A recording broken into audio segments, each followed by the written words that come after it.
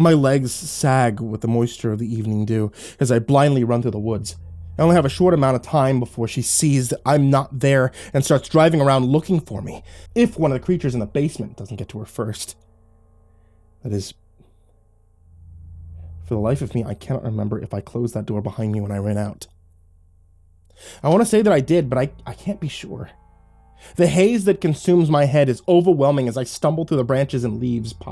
Twigs discarded by nature stab through the soles of my shoes. Even through my delirium, it doesn't take long to realize that the further I run, the quieter the woods become. Not too long after I stopped seeing an animal at all, a ray of sunshine shows through the thinning trees like a beacon of hope. I'm too relieved to hear the familiar sound of cars speeding by. Each rotation of the tires slices through the left temple like a Ginsu knife. My knees buckle with exhausted uncooperation before I reach the roadside. The lids of my eyes become heavy as injury takes over, bringing me to my knees. And soon I'm feebly grabbing blades of grass. I inhale and exhale particles of dirt through my panting mouth as I fade out of consciousness. The room I'm in is freezing cold. The artificial lights behind my closed lids painfully unsettling. My hearing returns before my vision does. I try to make sense of things. An incessant beeping rings through the area that I'm in. Footsteps crescendo down the hallway and stop in front of me. I'm hoping it's someone who can explain what the hell is going on here. Dread manifests in a cold sweat across my body as I realize I could be back at the house. It smells too clean for that, though. The solitary set of footsteps takes a few more steps in my direction before turning left and walking past me. I hear the whoosh of a curtain being retracted as a man begins to speak. Hello there, Mr. He pauses as I hear him shift through some papers. Barton, he continues. That definitively gets my attention. Before all this shit happened, my last name was Barton too. My brain screams at my eyes to open, but I can't move a single muscle. Trying to distract myself, I start thinking about all the creepypastas I've heard about sleep paralysis over the years. I wonder if this is what that feels like. I don't get to wonder too long before a new voice enters the equation. Doc, the man says, call me Todd. Also, do you have something to drink? My throat's drier than a nun's sense of humor, he quips. A soda can clicks as the tab opens and the man greedily gulps it down. Oh, fuck yes, he screams. Ginger ale's my favorite. Could it be? There has to be more than one Todd Barton in this town, and I only vaguely recognize the voice. The first flutters grace my lashes, revealing the room to me with a strobe light effect. I saw fluorescent lighting first, rows of it. A solitary sink sits recessed into a counter. A dry erase board is hung above it on a wall that reads, Room 439, Nurse Joanne. A corded phone sits next to me on a table, followed by a hospital bed and a television remote. My ribs and shoulders are racked with sudden dry coughs, which gains the attention of my neighbors. The same set of footsteps from earlier approach my side of the room, pulling the security curtain back in one fluid motion. Mr. Richard! Welcome back to the land of the living, the doctor jokes. How are you feeling? My mind woke up before my body did, I mutter uselessly, unsure of what to say. My name definitely isn't Mr. Richards. I know anything off-key that I say will only prolong my hospital stay, so I write it out. Yeah, that's what happens sometimes, he replies dismissively. You have a pretty serious concussion, and the cut in your scalp required multiple sutures. We gave you an anesthetic to help you sleep so your brain can heal. Normally, we discourage the state of unconsciousness in the event of a head injury, but by the time the driver found you, it was already too late. Hey, roomie! I hear what was once my voice yell from behind the curtain. What are you in for? He jokes, confirming my suspicions and fears. On one hand, I'm relieved that he's been here this whole time, not at my house. On the other, if he's here, then who's been watching my kids? I chuckle half-heartedly in response before the doctor draws the curtain back. You decent, Mr. Barton? Decent as I'll ever be, the voice responds. It stops short the second he lays eyes on me. The brain that thankfully still belongs to me sends a signal to the eyes that are not, to widen in terror as I take in the sight before me. The body I had taken residence in for the vast majority of my life now looked like an abused shell. When things were the way they were supposed to be, people often told me I had kind, smiling eyes. The two lifeless orbs I stared into now weren't that way at all. Now this parasite stares at me through blackened eyes from a broken nose. His lips were chapped and swollen. I'm horrified to see him feverishly pick at my skin with dirtied, ragged fingernails, looking down at the hands I occupied now. I realized I'd been taking care of his body much better than he'd been taking care of mine. "You clean up good, man," he remarked, leaning over his bed to look around the doctor that had now entered his half of the room. "Actually, Doc, I think I want to get some sleep. Can you close me back in there, bud?" The doctor dutifully closed the curtain before exiting the room. My head fills with a weighted agony as I sit up in my bed. I circle my ankles around, making sure they aren't injured before swinging my legs around the side of the bed. A sharp pain jabs into my left forearm, and I'm annoyed to see an IV pole holding a bag of saline, plus Lord knows what else, feeding slowly into my arm. As soon as I place both feet securely on the ground, I'm interrupted by a knocking at the door. A nurse bustles into the room, pushing a metal cart holding 2 covered food trays.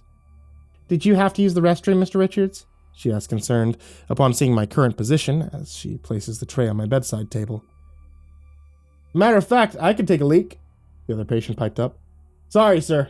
Didn't mean to answer for you," he mutters, realizing the mistake he just made. "I'm good, thanks," I answer. "Just stretching my knees a bit, is all."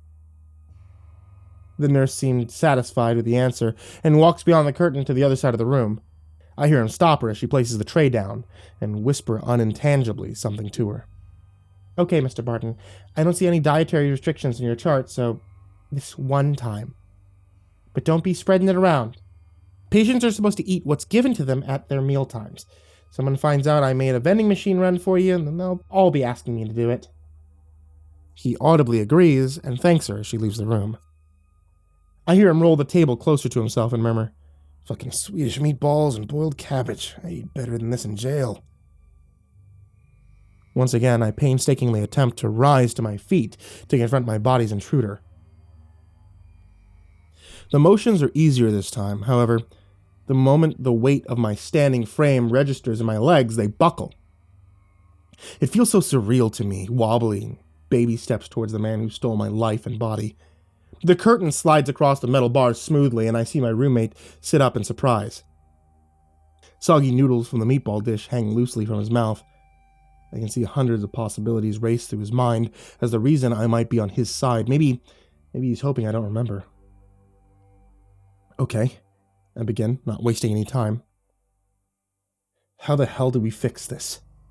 I got shit to do." He looks at me confused before answering slowly, saying each word as if speaking to a 5-year-old who is hard of hearing.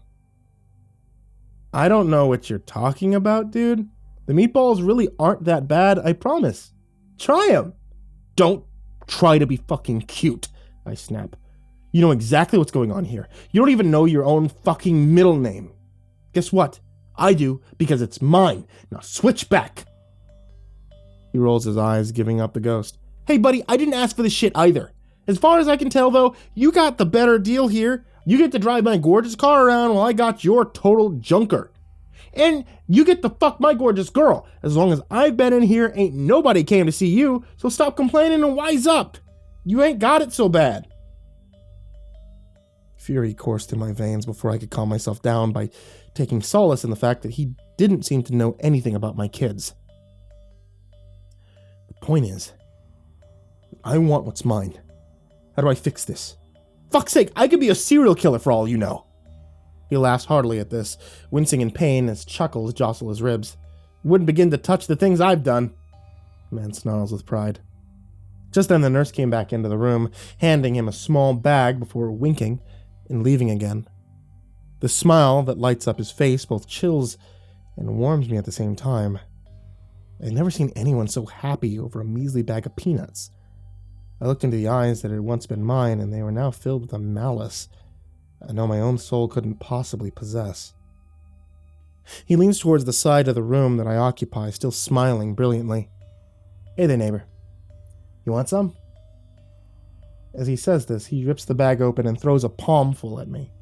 Fucking rude, I think to myself. I pick up a stray peanut out of the shirt pocket of my hospital gown and go to put it in my mouth, but stop suddenly. My head feels overwhelmingly thick and fuzzy. The room begins to spin as I find it harder and harder to breathe. As I bring my hand to my throat, I see they're incredibly swollen, to the point where I can barely bend my fingers. My throat closes and I fall to the floor, hearing his maniacal laughter as I fade into unconsciousness. I wake up in the same bed as before, a throbbing pain radiating through my upper thigh. A different doctor leers over me this time. His eyebrows shoot up in relief over his mask to see me open my eyes. You gave us quite a scare. I can't apologize enough. It clearly states in your chart that you have a severe peanut allergy. I have no idea how he got them. What an unfortunate mistake. He runs his frail fingers through thinning hair before continuing.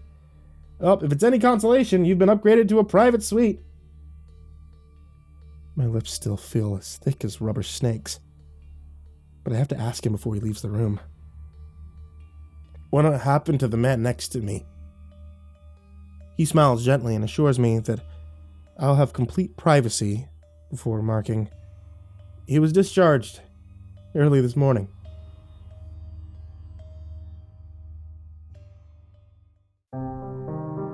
Hey there kids, it's me, MrCreepyPasta, and I wanted to tell you thank you for listening to tonight's story on the podcast if you're listening on Spotify, or to the videos if you're listening on YouTube. And if you're listening anywhere else, then probably let them know that they're not supposed to have this there, because it's only supposed to be on Spotify or YouTube or wherever podcasts go, or, you know. I also want to give a very big thank you shout out to all of you guys out there on Patreon. If you guys want to check out patreon.com/MrCreepyPasta, you're able to support the show, support me, support my cats, support, being cool folks out there, like people like these. Jordan Alexander Sanchez, Mr. Thud, Ken Lando Higuchi, Chompski, Bobby Karman, Nico Kaeo, Tristain Pelton, Chance Burnett, Diana Kraus, Raven Hart, 1-800-Nightmare, King Hades F13, Unknown Nobody, Joshua Mcmeekin, Michael Scharbrough, Kazan, ThisIsMyRealNameNoShit, Jason VB Wilson, InfernalOne, Lilwulfgaming, JimboTheHutt, Caspian, Jordan Nells, Hades Nephew, Jordan Wayne Deckard, Bradley Leipe, and Charron, AcidSystem, Mike Bullock, Prozac and Pancake Appreciation Society, Brian Arce, Cryptic Nightmares, Brianna Wright, Someone You Love, S-Man, Kiri the Sloth, Thomas Burgett, Liam Newman, Sky Harbor, Caleb Dougal, Nina Smith, Rafael Rodriguez, The Ginger Bros, Aaron Stormcrow, Daniel Polson, and Corey Kenshin. Thank you guys so much for your support on Patreon. I really can't thank you enough. And everybody who's down there in the description, thank you guys so much as well. And everybody who's not on either of those tiers, who just have $1 on Patreon, I can't thank you guys for making these past 10 years incredible. This entire time I've ever spent on YouTube, on podcasting, everything amazing. And all of you who are at home listening, thank you guys so much for listening. I hope you all have a wonderful, happy holidays and sweet dreams.